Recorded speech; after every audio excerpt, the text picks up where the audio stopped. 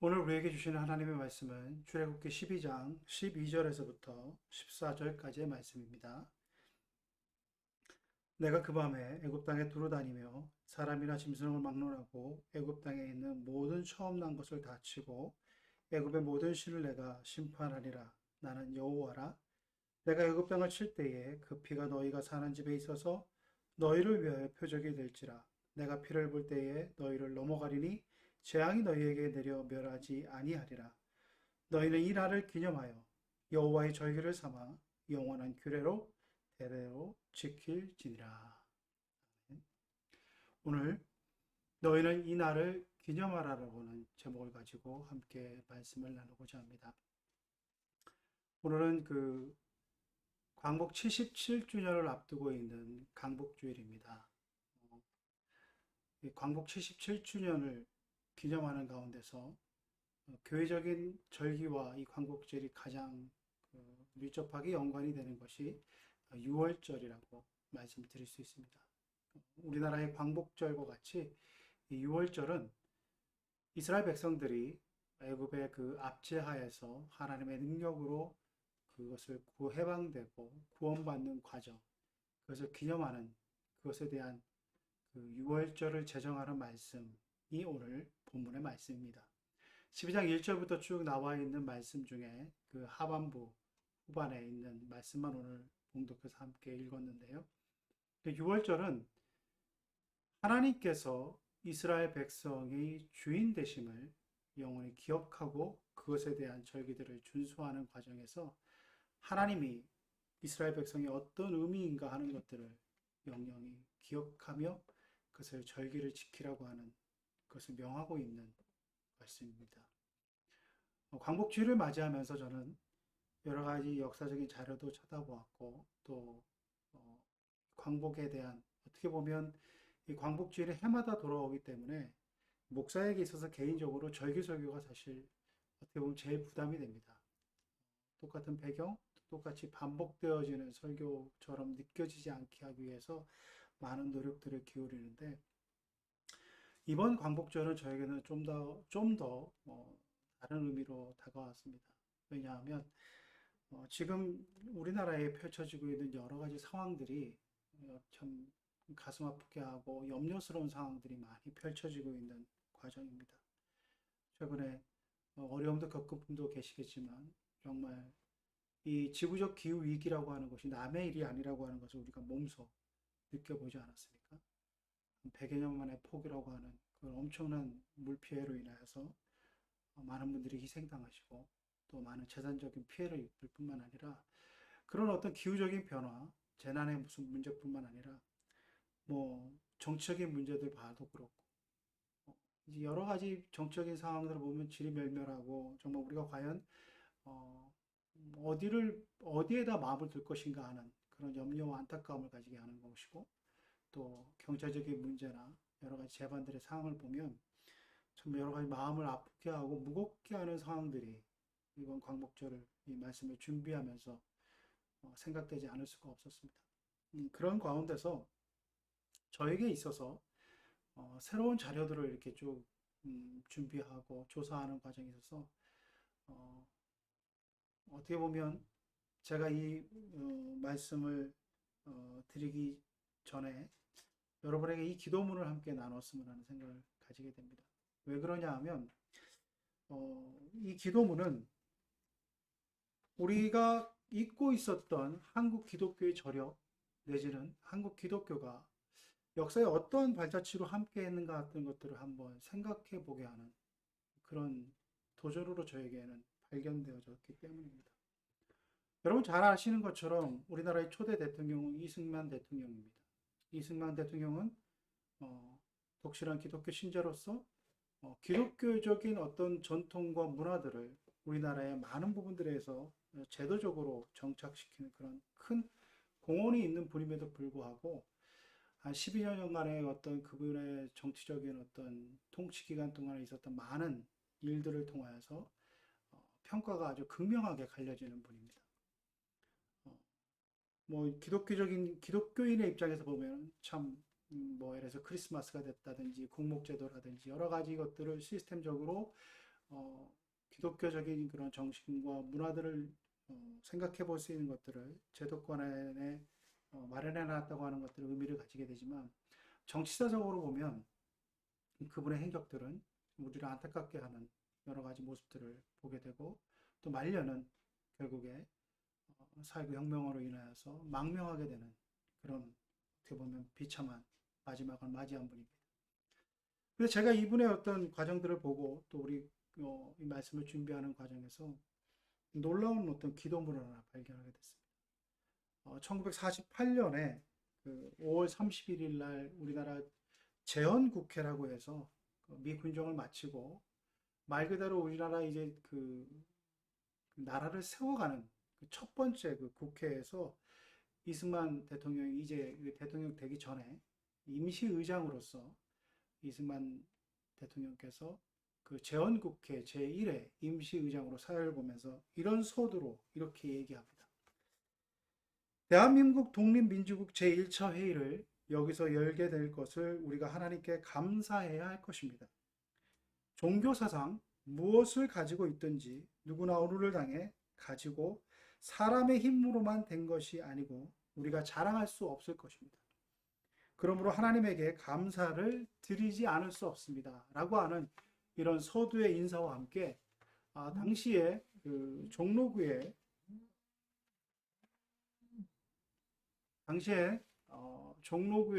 그 국회의원으로 선출된 이윤영이라고 하는 국회의원이 목사님이셨습니다.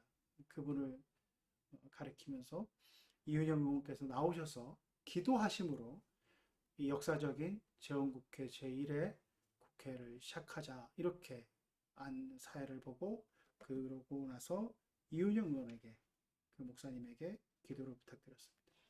제가 읽어드리는 오늘 이 기도문은 바로 그 기도문입니다.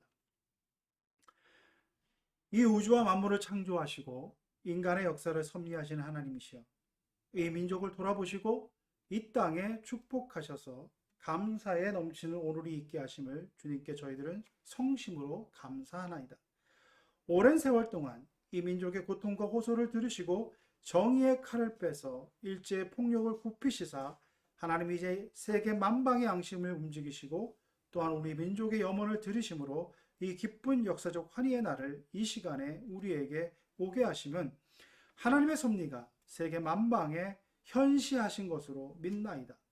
하나님이시여 이로부터 남북이 둘로 갈라여진 이 민족의 어려운 고통과 수치를 신원하여 주시고 우리 민족 우리 동포가 손을 같이 잡고 웃으며 노래 부르는 날이 우리 앞에 속히 오기를 기도하나이다.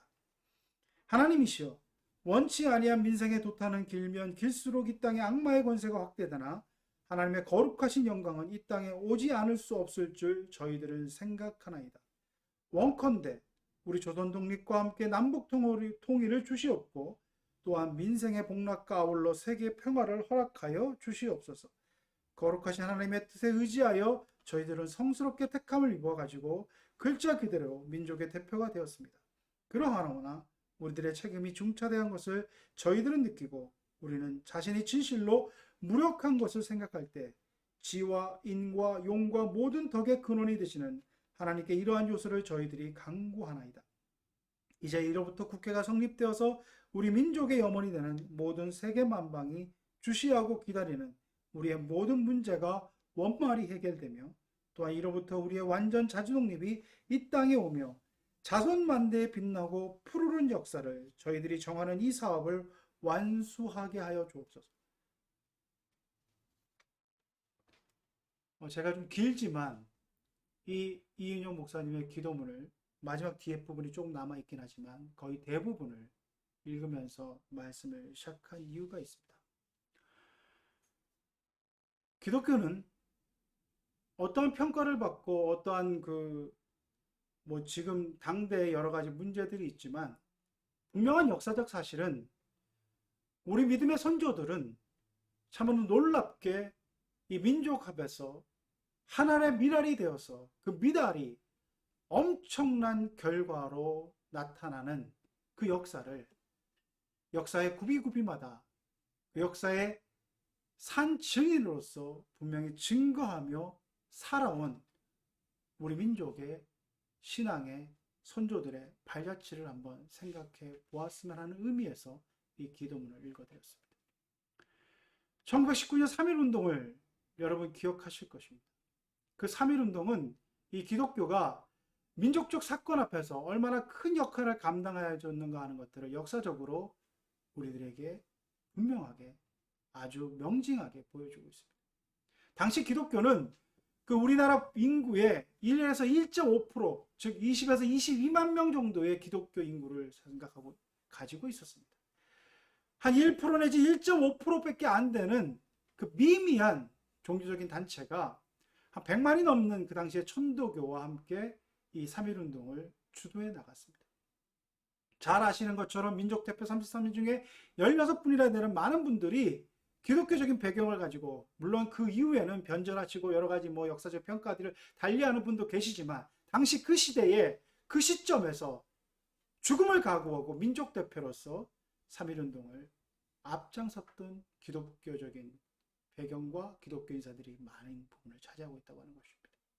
당시의 교세로서 보면 기독교가 3.1운동을 주도했다고 해도 과언이 아닐 것입니다. 정말 미미한 숫자, 1% 내지 1.5%밖에 안 되는 그 교세를 가지고 있는 기독교가 민족의 큰 반향을 일으키는 중차대한 사건의 주역으로서의 역할을 감당했습니다. 역사적 평가는 어떨지 모르지만 제가 오늘 읽어드렸던 이 이인영 목사님의 기도문, 역사적으로 대한민국이라는 민주공화국을 처음 만들어가는 재헌국회의 그 시작을 기도로 시작하는 그 역사적인 신앙의 저력을 사회 면면에서 증거하고 드러내었던 것들이 우리 신앙의 선조들의 모습이었습니다.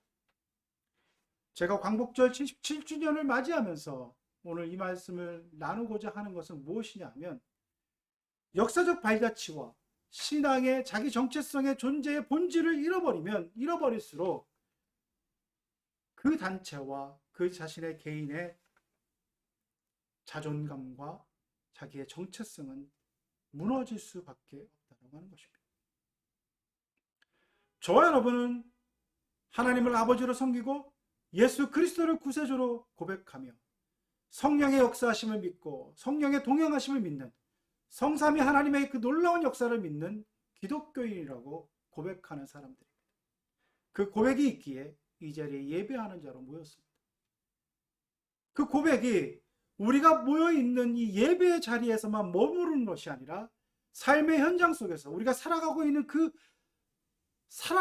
현장 속에서 과연 얼마나 온전하게 증거되어지고 있는가 하는 것들을 한번 묻고자 하는 것입니다. 6월절은 이스라엘 민족들이 지금까지도 디아스포라의 과정을 거치고 이제 하나님의 놀라운 역사와 계획 가운데 이스라엘의 건국을 맞이한 이후에 지금까지도 지켜오는 그 유구한 역사 속에서 이스라엘 민족의 정체성을 지켜나가는 아주 3대 절기 중에 중요한 절기로 지켜지고 있습니다. 왜 그렇습니까? 이스라엘 민족은 이 유월절 행사를 통하여서 하나님이 명하신 대로 너희들은 이 절기를 지켜 내가 여호와 하나님, 너희 백성을 지키고 너희 백성을 인도한 하나님을 잊지 말라라고 하는 것을 그들은 대대로 지켜나감으로 말미암아 자기 정체성, 자기 삶의 의미, 자기 삶의 방향성을 이 절기를 지켜나가는 가운데 매해 회복하고 반성하고 다시 성찰하면서 자신의 정체성을 지켜나갔습니다. 그 정체성이 무엇입니까? 출애굽에 나와 있는 그 모든 재앙의 문제들은 당시에 이집트가 신적인 존재로 여겼던 모든 것들은 하나님의 권세 아래에 있고 오직 여호와 하나님만이 유일하신 하나님을 보여주는 과정이었습니다. 그들이 어머니의 나일강이라고 믿었으며 모든 생명의 근원이라고 여겼던 나일강이 핏빛으로 변했습니다. 아무런 먹을 것을 생산할 수 없었고 아무런 것들, 곤충의 해를 당하는 그 모든 과정들이 당시의 시대적 배경으로 보면 그들이 두려워하는 신적인 요소들을 다 허물어 나가시는 하나님의 놀라운 역사들을 보여주는 과정이었습니다.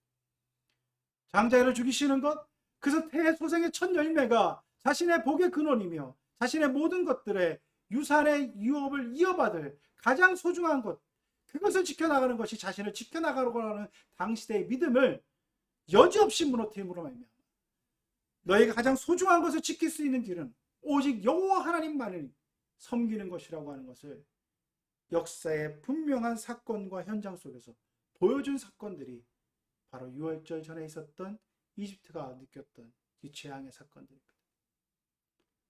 그 과정 속에서 하나님은 이스라엘 백성들을 어린 양의 피를 문설주에 바름으로 말미암아 그 재앙의 모든 두려움들을 패스오버 넘어가게 하시는 그 신적 권능의 역사들을 이스라엘 백성이 체험케 해주셨습니다. 그리고 나서 그 절기를 지키는 가운데 하나님께서 말씀하시는 것은 무엇이냐면 바로 이렇습니다. 13절 말씀에 이것입니다. 내가 애굽 땅을 칠 때에 그 피가 너희가 사는 집에 있어 너희를 위하여 표적이 될 거냐. 내가 피를 볼 때 내가 너희를 넘겨가리니 재앙이 너희에게 내려 면하지 아니하리라. 문설주에 바른 어린 양의 피는 바로 예수 그리스도의 구속의 은총뿐만 아니라 하나님만이 우리를 지켜줄 수 있는 분, 하나님만이 우리를 인도하실 분이라고 하는 것을 그들은 역사의 현장 속에서 분명히 느끼는 사건이었다라고 합니다.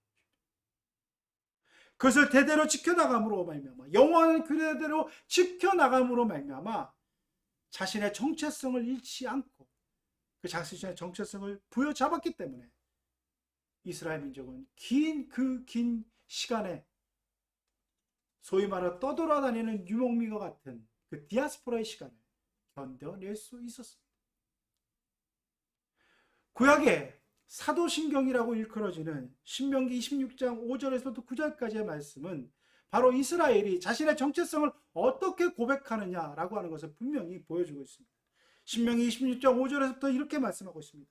너는 또 내 하나님 여호와 앞에 아뢰기를 내 조상은 방랑하는 아람 사람으로서 애굽에 내려가 거기에서 소수로 거류하였더니 거기에서 크고 강하고 번성한 민족이 되었는데 애굽 사람이 우리를 학대하며 우리를 괴롭히며 우리에게 중노동을 시키므로 우리가 우리 조상 하나님 여호와께 부르짖었더니 여호와께서 우리 음성을 들으시고 우리의 고통과 신고와 압제를 보시고 여호와께서 강한 손과 큰 편팔과 큰 이용과 이적과 기사로 우리를 애굽에서 인도하여 내시고 이곳으로 인도하사 이 땅 곧 젖과 꿀이 흐르는 땅을 주셨나이다.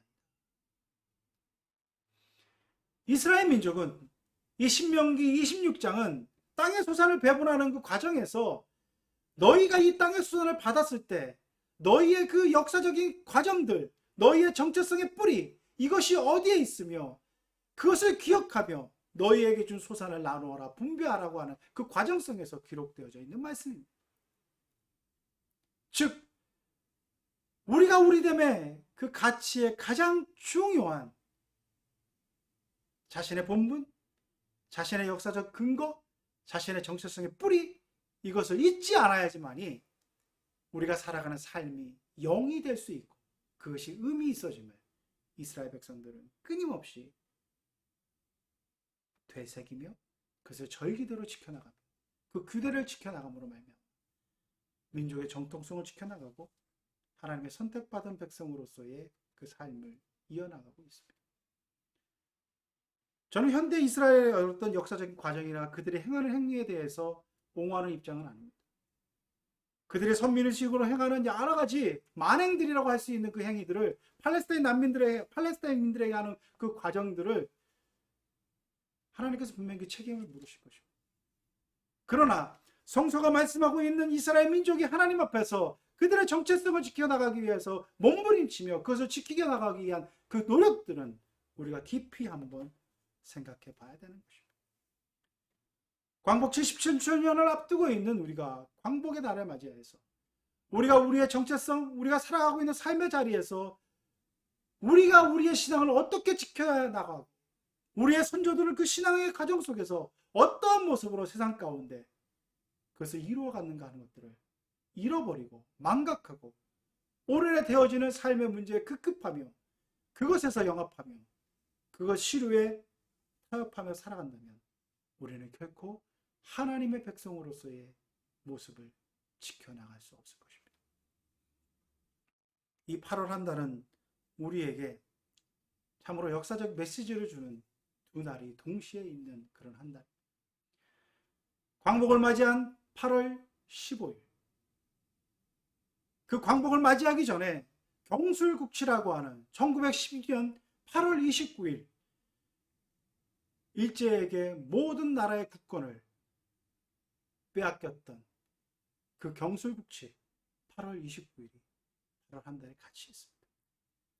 우리가 여호와 하나님을 온전히 섬기고 하나님만이 우리가 따를 유일한 신임을 삶의 현장 가운데 그것을 지켜나가고 행함으로 실천해 보이며 그것을 증거해 나간다면 우리 민족은 앞으로도 더욱더 크게 하나님께서 택하신 민족으로 귀하게 쓰임받을 수 있을 것입니다. 그러나 우리가 그것을 망각하고 역사의 주인이 되신 하나님을 따르지 아니하며 우리가 삶의 자리에 있는 여러 가지 유혹과 그 시류에 편승하고 야합한다면 우리는 민족적 그 수치, 그 경솔국치 그것을 다시 겪을 수 있는 그러한 모습의 민족임을 우리가 잊지 말아야 될 것입니다. 하나님 앞에서 살아가는 우리의 모습, 그 모습 속에서 우리는 역사를 잊지 않고 살아갔을 때 우리 민족에게 주어진 많은 일들 속에서 매 순간순간마다 역사의 주인이 되신 하나님이 우리를 얼마나 사랑하시고 우리를 얼마나 귀하게 쓰셨나 하는 것들을 삶의 고비고비 때마다 증거함으로 모든 역사의 주인 되신 그 하나님의 역사들을 증거하는 저와 여러분이 될 수 있기를 간절히 바랍니다. 해방 후의 많은 과정 속에서 민주화의 과정 속에서 우리 한국교회는 참으로 큰 일을 감당했습니다. 한국교회는 민주화의 그 도도한 흐름 속에서 정말 세상도 인정할 만한 많은 역할들을 감당했습니다. 하나님께서 그 과정 속에서 물론 역사적인 평가가 여러 가지 평가들이 있지만 분명한 사실은 진보가 되었던 보수가 되었던 한국교회는 민족적인 사건 속에서 분명한 역할들을 감당해 왔습니다. 그러나 안타깝게도 오늘날 한국교회는 참으로 안타깝게도 교회가 세상을 걱정해야 되는데 오히려 세상이 교회를 걱정하는 그런 안타까운 모습, 전락된 모습이 있습니다. 사랑하는 성도 여러분, 우리는 하나님께서 이 땅의 역사의 주인이시며 이 땅을 지켜주시는 분이시며 우리의 삶의 매 순간순간마다 우리를 지켜나가시며 우리를 인도하시는 분이심을 고백하며 살아가는 것이, 그것을 지켜나가는 것이 역사적인 사건 속에서 하나님께서 우리를 부르실 때, 하나님께서 우리를 쓰시고자 하실 때 어떻게 반응하냐에 따라서 내 개인의 인생의 문제뿐만 아니라 그것이 하나님의 나라를 이뤄나가는데 얼마나 큰 영향, 얼마나 놀라운 일로 사용될 수 있는가 하는 것들을 두렵고 떨리는 마음으로 그 앞에서 결단하는 자세로 살아야 될 존재임을 우리는 잊지 말아야 할 것입니다. 최근에 파친코라고 하는 그 소설이 아주 유행하게 됐고, 특별히 애플 TV를 통해서 그 파친코라고 하는 것이 영화화돼서 드라마화돼서 세계적으로 많은 사람들에게 울림을 주고 많은 환영을 일으킵니다. 작가가 이민진 작가라고 하는 사람. 여러분 아시다시피 유대인들의 그 물론 나치를 통한 학살도 있고 그것이 분명히 홀로코스트를 통한 역사적인 비극이기도 하지만 세상에 많은 사람들이 그 유대인들의 그 처참한 상황, 그것을 알게 된 것은 바로 유대인들이 가지고 있는 저력입니다. 그들이 가지고 있는 문화적 저력, 그들이 가지고 있는 영향력, 그들이 가지고 있는 재력에 그것으로 말미암아 세상의 많은 사람들이 그것을 알고 그들의 그 아픔을 공감하게 된 것입니다. 헐리우드의 많은 제작자들과 헐리우드의 많은 유명 감독들이 유태인인 것을 여러분 잘 아시고, 그들의 손에서 생산되어진 영화들이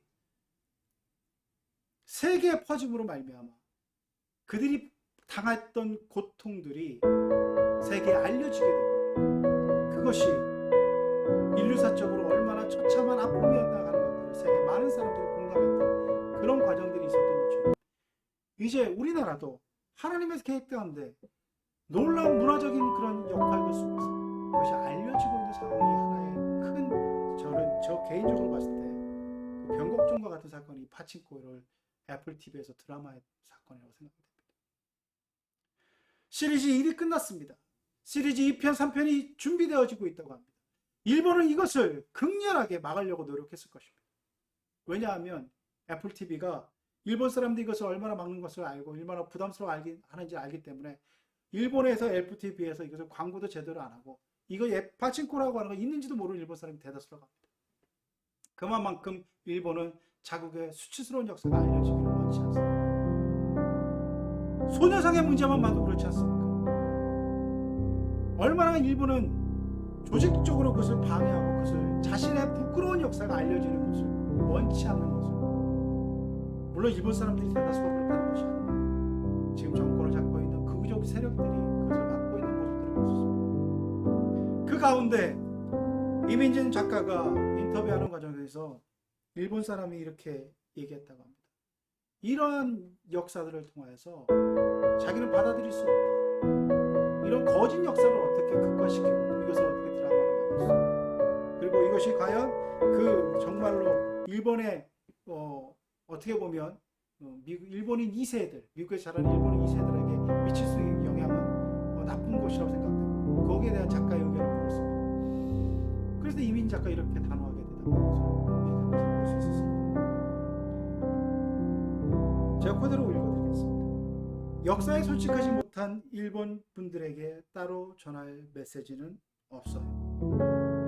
그리고 나서 이렇게 얘기합니다. 저는 악의 존재를 믿기 때문에 제가 생각하는 악이란 것은 자신들의 역사에 관해 정직하지 못한 거예요. 저는 우리가 역사를 사실 그대로 인정한다면 한국과 일본이 화해를 고려해 보기 시작할 거라고 생각합니다.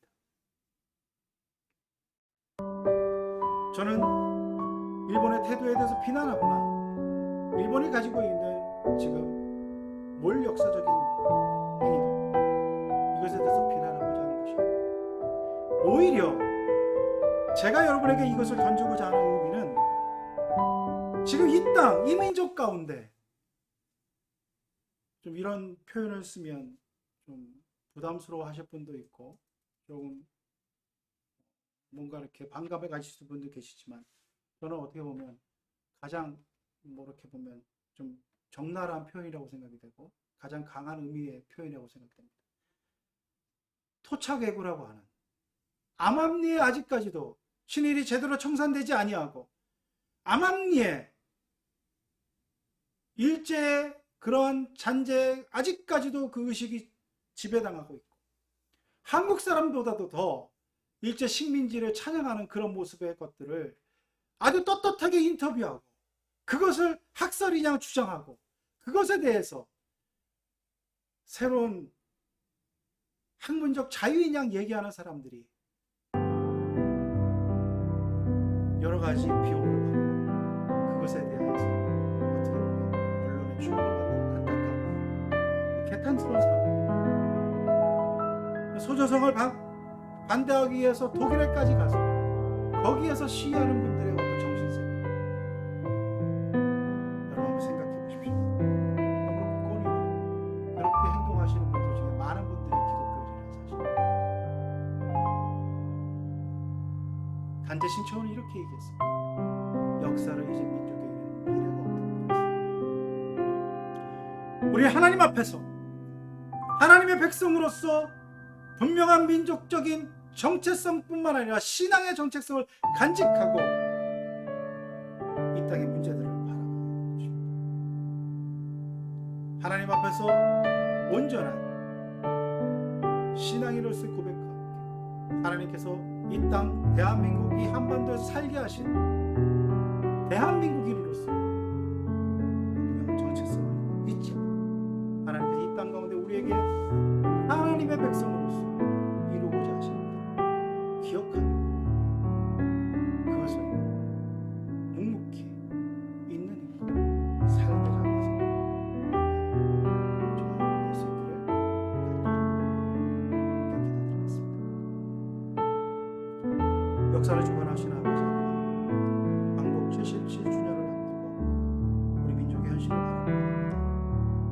아직까지 남북한은 북한의 대치의 상황과 갈수록 평화로 가는 길과는 멀어지는 분쟁과 전쟁의 길로 들어서는 것 같은 위기를 조장하는 그런 모습들을 우리에게 보이게 되고, 또 세계 주변의 모습들은 열강의 모습들은 갈수록 제국주의적인 모습, 자국의 이익만을 앞세우는 그런 모습들을 가지고 우리 한반도의 여러 가지 모습 속에서